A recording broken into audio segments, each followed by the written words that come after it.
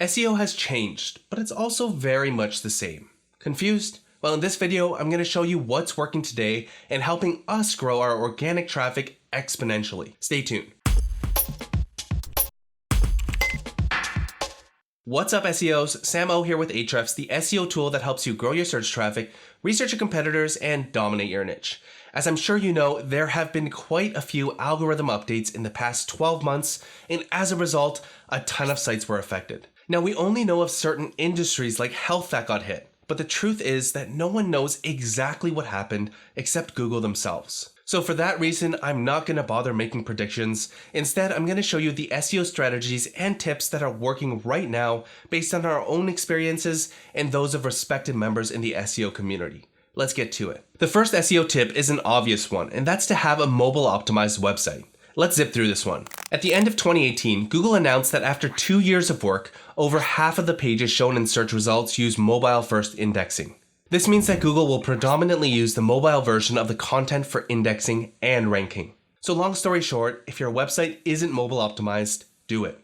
Next up is to start with topical research. We all know what keyword research is, but don't confuse it with topical research. Today, more than ever, targeting individual keywords is the wrong way to approach SEO. In our study of over 3 million search queries, we found that on average, the #1 ranking page also ranks for nearly 1,000 additional keywords. This can lead to a single page getting tens or even hundreds of thousands of search visitors across all its keywords. My favorite example of this is an article from healthline.com, which gets nearly 500,000 search visits each month and ranks for around 30,000 keywords. Looking at their organic keyword rankings, you'll see they also rank for popular search queries like how to lose weight, best way to lose weight, weight loss, and lose weight fast. All of these queries are essentially looking for the same solution to the same problem, and Google recognized this as being in the same topical umbrella.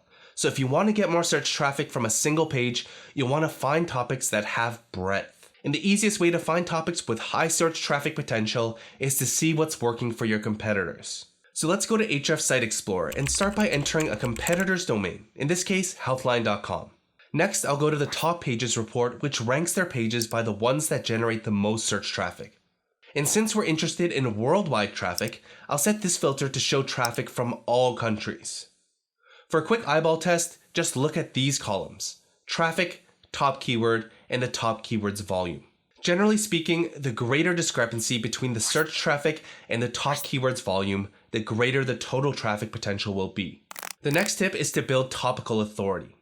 Now, the best way to explain this is with an example. Let's say you are building a shed in your backyard. Would you rather have a bricklayer for that job or an architect? They both work with buildings, but their areas or topics of specialty are different. The same goes for websites. Google understands which websites are authoritative over a niche. For example, if we look at the top 10 results for best antivirus software, you'll see that they're dominated by mega computer publications and antivirus companies. Now, looking at the 6th result, you'll see a page from top10reviews.com. Now, if you look carefully, they have significantly more links from unique websites, yet they can't seem to penetrate the top 5 positions. After analyzing the content, one possibility is that the other results are topically stronger websites, pushing down top10reviews.com, which covers a wide range of topics. So how do you create topical authority in your niche? 2 things. First is to get links from topically relevant and authoritative websites. In the case of antivirus software, links from sites like Norton, PC Mag, or other relevant sites will be the holy grail of relevant links. The second is to create contextual relevance on your website through internal linking. A great strategy is to create content silos. Basically, you have a top-level page which is usually used to rank for big head terms. You then create subtopics underneath them where they all link internally to each other, creating relevance for users and search engines. For example, let's say you have a website on coffee and want to build a silo around the head term coffee beans. Let's type that into Ahrefs Keywords Explorer as our seed. Next, I'll go to the phrase match report to find keyword ideas that would make good subtopics. Now, a quick way to find subtopics is to look at the parent topic, which represents the broader topic or subtopic to the target. For example, you can see that by targeting coffee beans as the main keyword, you can also rank for best coffee beans, which would be good to know when creating your top-level page. Subtopics to your main topic could be keywords like types of coffee beans and how to roast coffee beans. The next technique is probably the most important when it comes to SEO today, and that's matching search intent. Search intent basically means the reason behind the searcher's query, and Google's job is to match the best results to any given query. So no matter how many links you have, no matter how good your technical and on-page SEO is, if you're not matching search intent, then you're not going to rank. The easiest way to identify search intent is to just Google the keyword you want to rank for and look at the types of pages that are ranking. These will generally fall into the 3 C's of search intent: content type, content format, and content angle. Content type can usually be categorized into blog posts, product, category, and landing pages. Content format applies more to blog posts and landing pages. A few common blog formats you'll see are how-tos, step-by-step tutorials, list posts, and opinion editorials. For a landing page, that might be something like a tool or calculator.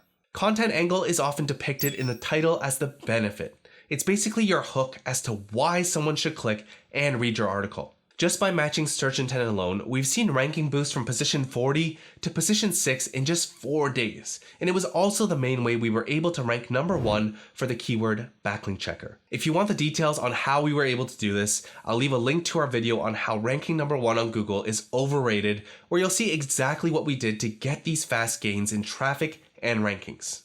The next thing you can do is to keep your content fresh.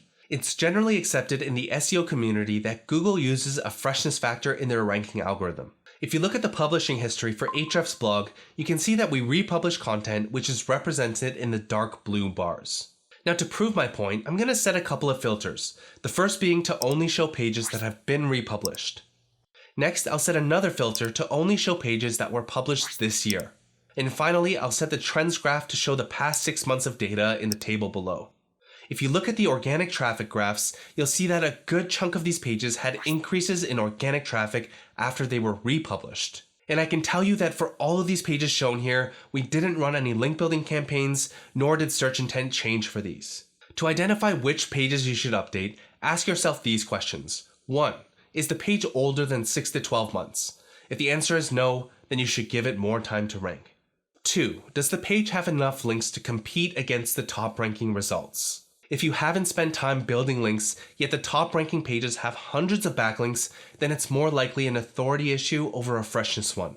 3. Are you matching search intent? Like I mentioned before, if you can't match search intent, then you probably can't rank. 4. Did your page once have a good amount of organic traffic, but it's declining? If the answer is yes, then the last question is going to help you make your final decision. And that's, is your content outdated?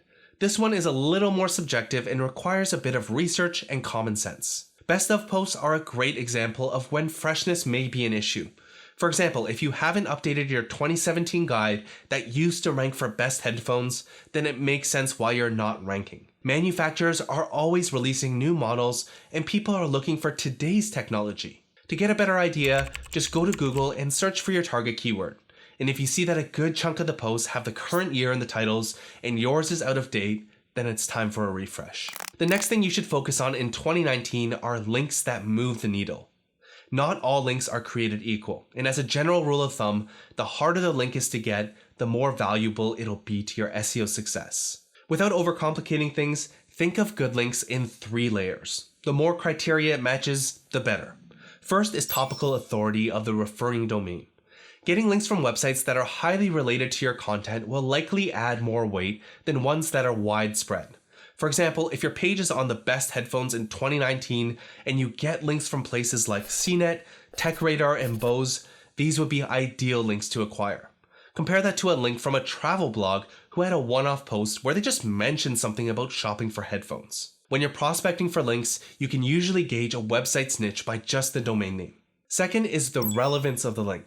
Let's use that example of best headphones again, but this time at the page level. Getting a link from another page on the same topic would be ideal. It's obviously super relevant to your content. As for the travel blogger, he or she may have written a personal post about their travels to Spain, and as they're documenting their journey, they happen to mention that they bought Bose QC35s because of your guide. But that doesn't change the fact that the topic of the post is actually about traveling to Spain. Clearly, link number 1 is more relevant and will almost certainly provide more value to your page. Third is the referring page's link authority. Google still uses PageRank today in their ranking algorithm.